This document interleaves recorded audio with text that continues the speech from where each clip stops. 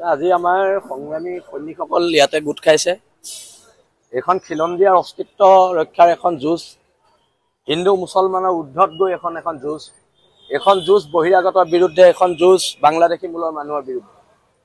এই যুঁজখনক কোনোবাই হিন্দু মুছলমানৰ ৰূপ দিবলৈ চেষ্টা কৰিছে।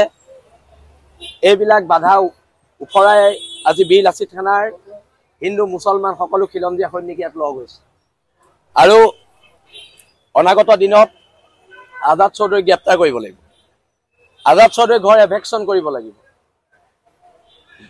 যোৰহাটৰ বহুতো খিলঞ্জীয়া মুছলমান মানুহে আমালৈ ফোন কৰিছে যে সেই অঞ্চলটোত প্ৰকৃততে আমাৰ অসমীয়া মুছলমানৰ অঞ্চল আছিলে।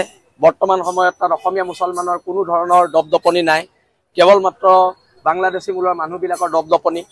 আৰু আজি যোৰহাটৰ সমূহ খিলঞ্জীয়া মানুহ লগতে খিলঞ্জীয়া মুছলমানসকলে আমাক আজি সহযোগ কৰিম বুলি প্ৰতিশ্ৰুতি দিছে।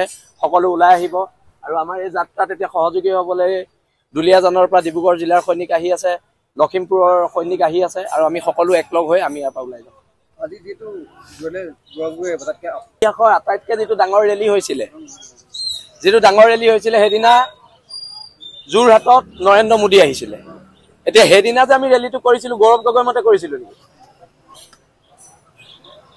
আজি গৌৰৱ গগৈ আহিব কংগ্ৰেছৰ ভ্ৰমণলৈ যা, আমি যাম এফালে, তেওঁ যাব এফালে। এখন জাতি ৰক্ষাৰ যুদ্ধ। কোনোবা গৌৰৱ গগৈ আহিছে, নৰেন্দ্ৰ মোদী আহিছে, হিমন্ত বিশ্ব শৰ্মা আহিছে, বীৰ লাচিত থানাৰ লগত আমাৰ কথা নাই নহয়। জাতি বচোৱা সংগ্ৰাম আমি কৰি যাম আমাৰ ৰাস্তাত। বিজেপি কংগ্ৰেছে নিজৰ ভোট বেংকৰ ৰাজনীতি কৰি আছে, কৰি থাকক।